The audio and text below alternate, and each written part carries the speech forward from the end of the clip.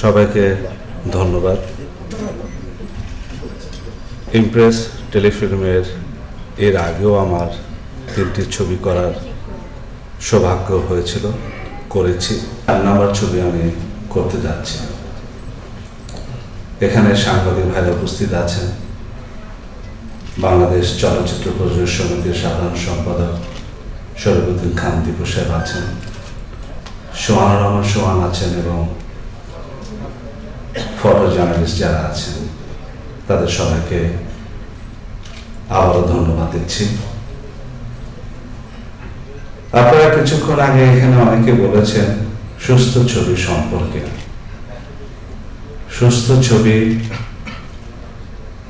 চলচ্চিত্র জগৎটা যেদিন থেকে শুরু হয় সেদিন থেকে শুরু হয় মাঝে মাঝে একটু অস্থিরতা বিরাজ করে। এই অস্থিরতা বিরাজ করার জন্য শুধু সাগর সাহেবকে এগিয়ে আসলে চলবে না। চলচ্চিত্রে যারা বোদ্ধা, চলচ্চিত্রে যারা ভালো ভালো পরিচালক, প্রযোজক, তাদের সবাইকে এগিয়ে আসতে হবে ভালো ছবি করার জন্য। কারণ একা পক্ষে সম্ভব না সুস্থ ছবি তৈরি করা। ভালো লাগছে আমার শ্রদ্ধেয় বড় ভাই আফজাল ভাই, তার সাথে কাজ করতে যাচ্ছি।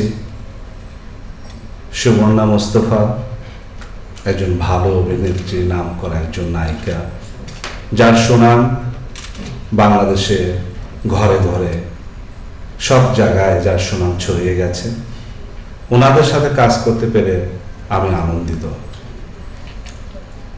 আমার বিশ্বাস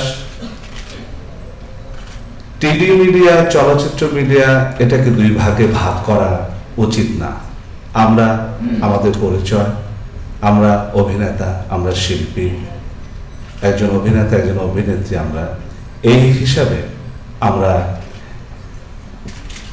হৃদয় থেকে পাওয়া ছবিতে কাজ করব। জ্যামির প্রথম ছবি রাজধানীর ছবিতে আমার কাজ করার সৌভাগ্য হয়েছিল। তার প্রথম ছবি রাজধানী, সেই ছবিতে আমি কাজ করেছিলাম। সাগর ভাই বলল কিছুক্ষণ আগেই যে কিভাবে জ্যামি 4 জন শিল্পীকে কনভিন্স করে একটি ছবি তৈরি করার পরিকল্পনা কিভাবে নিল। আসলে সম্পূর্ণ কৃতিত্ব একটা ডিরেক্টরের। অ্যাকশন কাট ক্যামেরা যিনি বলছেন ডিরেক্টর, একটি ছবি হিট হওয়ার পিছনে সম্পূর্ণ কৃতিত্ব ডিরেক্টরের। ভালো মন্দ সবকিছু দায়িত্ব কিন্তু ডিরেক্টরের। চলচ্চিত্র অঙ্গন হচ্ছে ডিরেক্টরস মিডিয়া।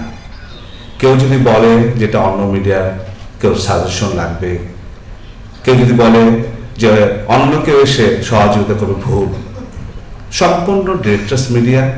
ডিরেক্টরই পারে একটা শিল্পীকে কিভাবে উপস্থাপন করবে, পর্দায় আনবে এবং কিভাবে ছবিটা হিট করাবে, সম্পূর্ণ ডিরেক্টরস মিডিয়া। তো আমি আশা করব আমাদের জ্যামি ভাইকে হৃদয় থেকে পাওয়া ছবিতে আমরা যেন সবাই হৃদয় থেকে ভালোবাসা পেয়ে, দোয়া পেয়ে যেন জ্যামি ভাইকে আমরা সাহায্য সহযোগিতা করে একটি সুন্দর ছবি দর্শকদের মাঝে উপহার দেব।